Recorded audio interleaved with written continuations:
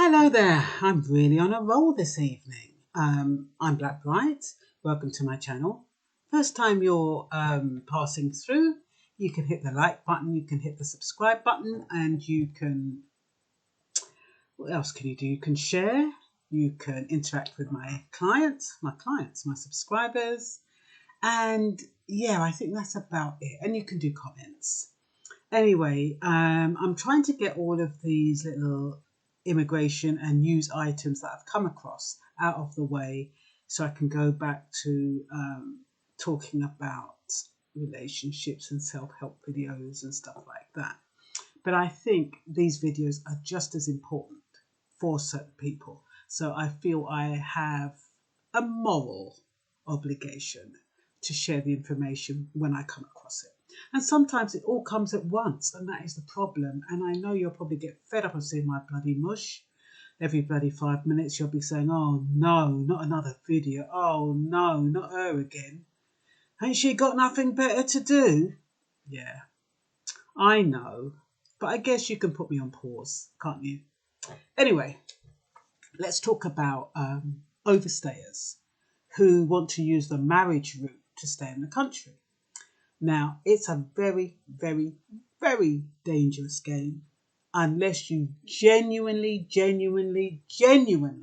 love the woman or love the man, and unless you are prepared to take that woman and that wife to the country that you originally came from. So this is for overstayers. Anyone can get married as long as you have a passport, even if your passport has gone over the expiry period. But there are no guarantees. It's a good way to get you out of the country, and it's a good way to get your spouse or whatever, punish her or him if they don't want to go. If they don't want to go to your country and they want to stay here, then you're both stuck separate. And you know what's worse? I know of an incident where somebody got married. I'm not quite sure if they got married for visa reasons or what, but they got married and it didn't work out. And the husband got deported. And so he wrote to her and said, we've been separated for 5 years now. Can we get divorced? And at first, well, I think it was after the 3-year period. And at first she said yes. And then he changed his mind. And then he wanted to get married again. And then he didn't. And then they did. And it was going back and forth. In the end, she said, I'm fed up of this going back and forth. I'm not divorcing him. If he was to get divorced, he can pay for the divorce. Now, he lives in a developing country, so he couldn't afford the divorce. So he is stuck with that wedding band. And he can't get married, otherwise it's bigamy. And this has been like nearly 20 years. And he can consider his life ruined, really, because he can't legally get married to anyone. So you have to think about what you're doing. When you decide to get married, you have to know, am I getting married for a visa, a spouse visa? If you're getting married for a spouse visa, you need to be careful because it's not guaranteed and it's very, very, very, very, very unlikely you're going to get one. Thing is, getting married is the easy part. As long as you've got a passport. If you don't have a passport, you can't get married. And that is because you need, after you've got married, to go back to your home country and then apply for the spouse visa. Now, why do you think that is? The reason that is so they can reject your spouse visa, and they usually reject it the first time. So that's that application fee down the drain. You have to wait, and then that's after waiting 3 months. And then you put in another appeal. How much do you think an appeal costs? Money, money, money. That gets rejected. Because the whole idea is that you've overstayed. You've been a naughty boy or a naughty girl. And the Home Office doesn't take kindly to people who overstay. So they're not going to take kindly to you using the spouse visa route to stay in the country. So they're going to make it look as though it's as easy as pie. Yeah, look at your passport. Yes, you can get married. Yes, you've overstayed, but yes, you can get married. Go ahead and get married. So you go to the registrar, you take your ID, you take your passport, he'll give you a notice of marriage, you can get married, and that is the easiest part of the in the world. After you're married now, you can change your you can put your name on whatever you like. You can open up a bank account, you can do all the necessary stuff. And that's fine if you don't need a spouse visa. You can live as man and wife without a spouse visa. But if you want a spouse visa, which the Home Office sees, like supposing you get married and then within a month you're applying for spouse visa, the Home Office is going to look at that and say, hey, that's a bit dodgy, isn't it? He's not even married to the woman 3 months and he's applying for a spouse visa. Now, is this the reason why he married her? That's the way it looks, whether or not that is the real reason. Now, if you forget about the spouse visa, you and your wife can live happily in the country, no problem, even if you're an overstayer. But I'm not quite sure if, you can. But I think I would think that an overstayer who gets married would be getting married to regularize his status. And that's not necessarily easy.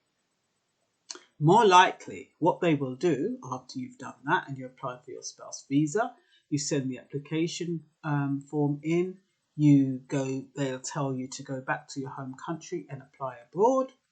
When you go back to your home country, you'll have to fulfill or comply with all the requirements, which is the financial threshold of how much money, I think it's 18,000, whatever it is. And you'll have to have passed the English requirement. And you'll probably have to pass that points-based system, the new points-based system, because you are applying now as a new immigrant. So, and I think that would apply even on the spouse visa. I'm not quite sure if it just applies for the tier 2. So don't quote me on that part. But I know they're probably going to be quite strict about how you get back into the country. Also, remember, it largely depends on what country you originate from. So once again, I was listening to Pinoy Immigration. Now, she deals mostly with Filipinos and their immigration status. So I don't know if for people from other countries like Africa or the Caribbean, whether or not if they're low on the passport index, whether or not they will just get turned down point blank about coming back in the country. Like we all know that Nigeria is very, very, very low on the passport index, and because they have a large default of not returning to the country, so very unlikely they're going to want to allow them come in, especially if they've overstayed, because it looks mighty suspicious if you've overstayed, number one, you've decided to get married, number two, you're applying for a spouse visa in no time, number three. How dodgy does that look? So you have to kind of think, people ain't stupid, and you have to kind of think how they think. What are they going to think about this application? Now, if you're in the country and you're married, I'm not quite sure how that affects you as an overstayer, because I don't know if you need the spouse visa to regularize your status, or whether by virtue of marrying a British citizen, whether that alone, if you've been married for like 2 years or how many years it is, qualifies you. I'm not sure about that. But if it doesn't, and if it's the spouse visa you need in order to regularize your status, you're going to be in a bit of trouble and out of pocket. So you really have to think long and hard before you jump on that bandwagon and say you're going to marry someone, thinking, yeah, that's the way to stay in the country. I'm going to marry someone and then I'm going to apply for a spouse visa. Yeah, lawyers have said that, if you're an overstay, you can still get married. Like I said, that is the easy part. That is the easy part. That is the law. That is the carrot to get you out. They ain't silly, love. They ain't silly. Otherwise, you should be able to apply for a spouse visa in this country. Why do you think they want you to go back to your home country in order to apply for the spouse visa? And then when you apply, you're refused. You refuse the first time, could be refused the second time, you could be refused the third time. Each time is costing you money. And you're no near to seeing your spouse if you did really love her. And yet you're tied by marriage, so you can't even marry someone else if you meet someone. Do you really want to do that? And you have to be prepared. If you're going back to the country, you have to have in the back of your head, I may not be able to go back to the UK. When you marry that woman or that woman marries that man, they have to have in the back of the head, am I prepared to live in the country of my spouse? Is that okay with me? How will that feel? Especially if you're born in the UK or your family's in the UK. Your job is in the UK. You're going back to a country, I don't know what kind of country it is. I don't know how rich your husband is or the person you've married is. Probably unlikely that he's very rich but if he is wealthy and if he's got connections, that could work.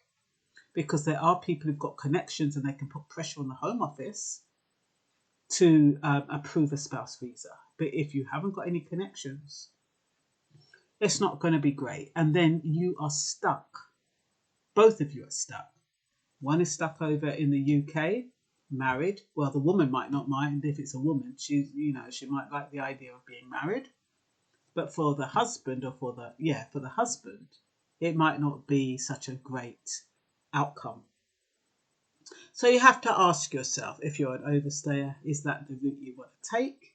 Are you prepared to go back to your country of origin? Is your spouse prepared to go back there and live? Like I know a lady from work, she married a Jamaican. And she thought she could marry that Jamaican. She went over to Jamaica because first you could marry here. But I think there's some kind of legislation now that you have to go to the country or something I don't know if it's true, but she went to Jamaica and got married. And on the understanding that if she went to Jamaica and got married, she could then apply for her husband to come over. You know how many years it is now? About 9 years. He still ain't here. She's stressed. She has the expense of going back to Jamaica, and I don't even know what he's doing over there. But still not here. So I don't know if she's going to give up. I don't know. And then if that does happen, you know how much it is, how expensive it is to divorce? I mean, if you're quite savvy, you can go to one of these stationers and get a divorce kit. And it's quite easy to do, especially if it's based on 5 years separation. It's very straightforward. It might cost you 300 quid. Back in the day, it cost £99, but it might even cost more than 300 quid. But then, if there's any complications, like you've got kids, you've got property, whatever it is, and you need a lawyer, goodness knows how much that's going to cost, because you're dealing with a situation where one party is overseas, and that is going to cost money, because they have to do this serving business. They have to serve the marriage papers and all that, the divorce papers, the decree nisi, the decree absolute. So you have to ask yourself, think long and hard, is that what I want? Am I willing to go through all of that? Do I have the money to pay for all of that? It's more to the truth. Is that what you had in your head? Or had you not thought about all of that? Some people don't think about all of that. Some people think, especially if they're devious. Some people just think, well, I can marry that girl there now. Because marry her, I can't steer. That woman might think you genuinely are interested in her. I think it's best, at least, if it is just to get your papers, say it's just get to papers, say, are you prepared to marry me, you know, in order to help me stabilize or regularize myself in this country. But then if you say that, you're committing an illegal offence. You're committing a criminal offence. You're enabling an overstayer. So that's not good. So you can't even do that. So you need to know that the love is genuine, that the marriage is genuine. And if the marriage is genuine, you must be prepared, that spouse must be prepared to follow you wherever you go, in sickness and in health. And if you live in one little shack up in the hills, and you depend on the farming to bring in the food, she must be prepared to live that kind of life, because that's the only way she's going to be able to be with you. And I'm not exaggerating. Yes,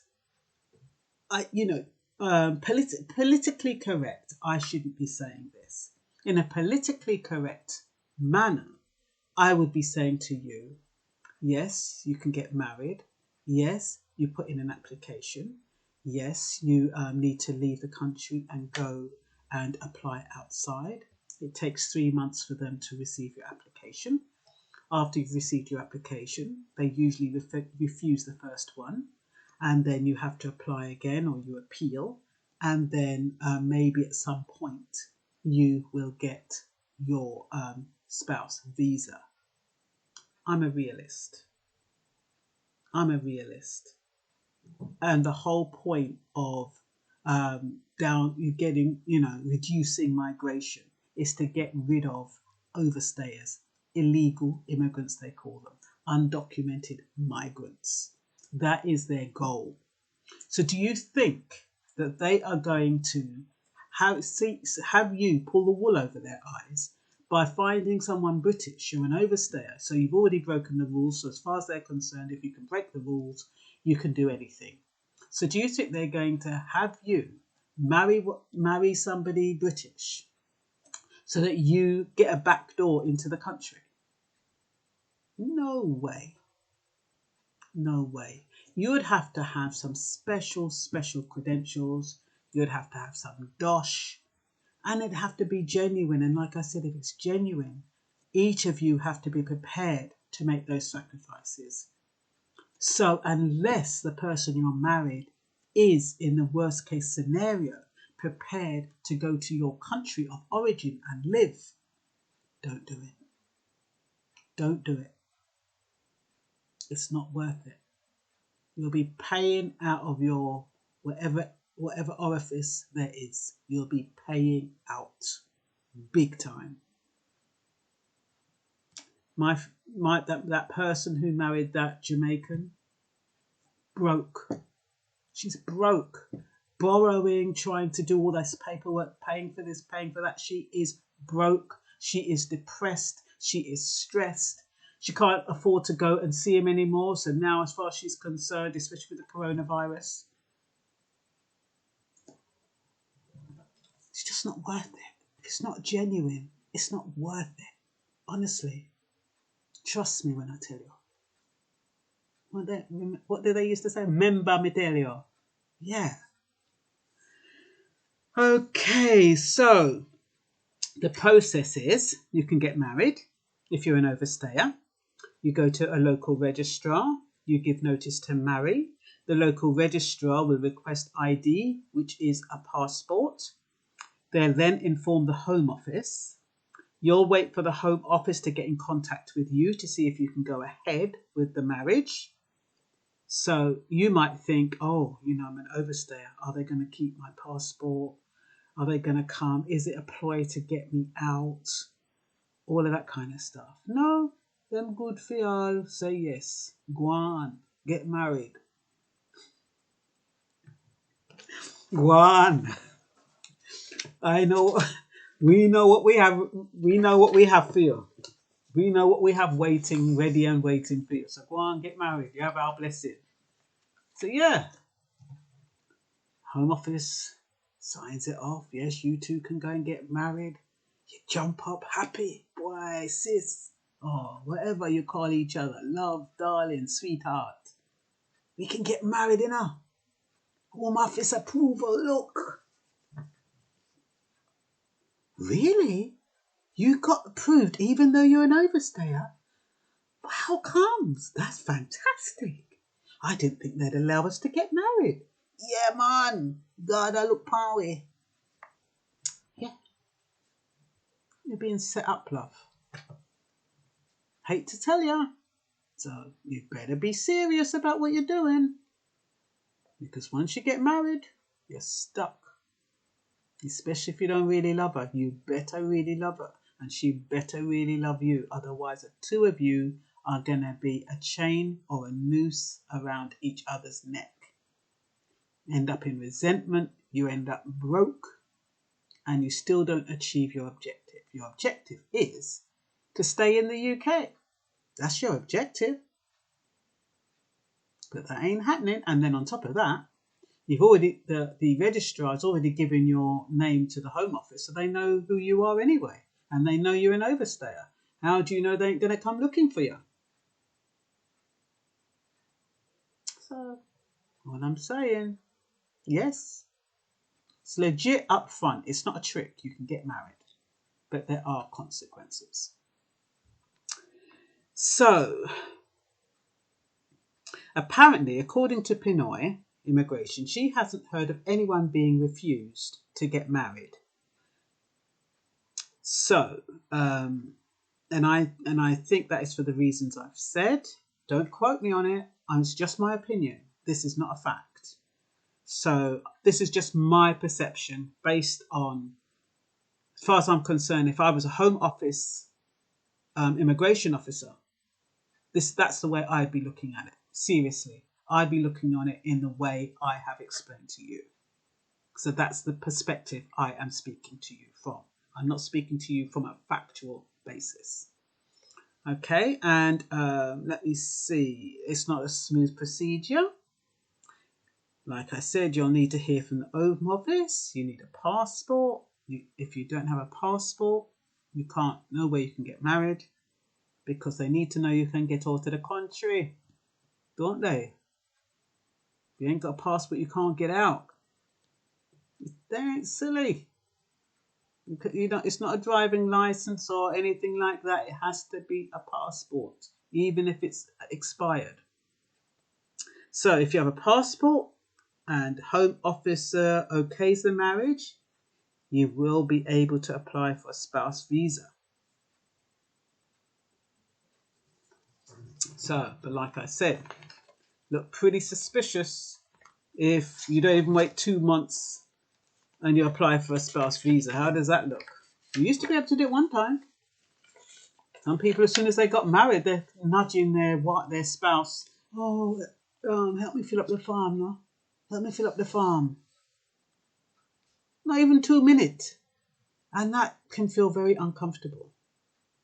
I know plenty of women who've said that, they don't even get married 5 minutes and the husband's saying, oh, can you get the form from the Home Office, the spouse visa form, and make we fill it up and send it off.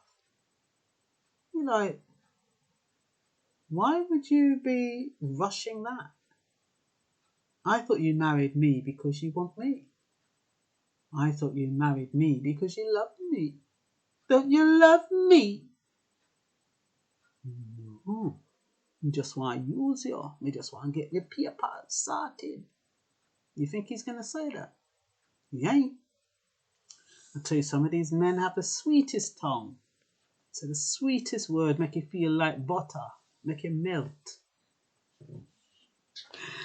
Oh boy, I tell you. So you get the first refusal. Well, you'll be refused if you try to apply in the UK. That's the first thing. You have to leave the country to apply for a spouse visa. It will be necessary for you to return to your home country to apply for the spouse visa, which can be rejected and most probably will be rejected. So what else is there? According to sources, it's very rare to be granted a visa first time to an overstayer because they don't want to encourage overstayers. Neither do they want overstayers to stay in the country or legitimise themselves through marrying a British citizen. It's expensive to challenge the refusal. There's no guarantee that when you return, you'll get the visa because you overstayed. You might even be banned. They might even block you from coming in for 10 days. You know what I mean?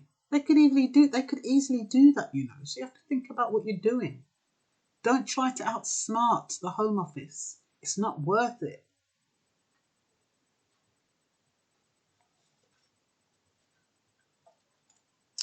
Yeah, so unless you're well connected, peeps,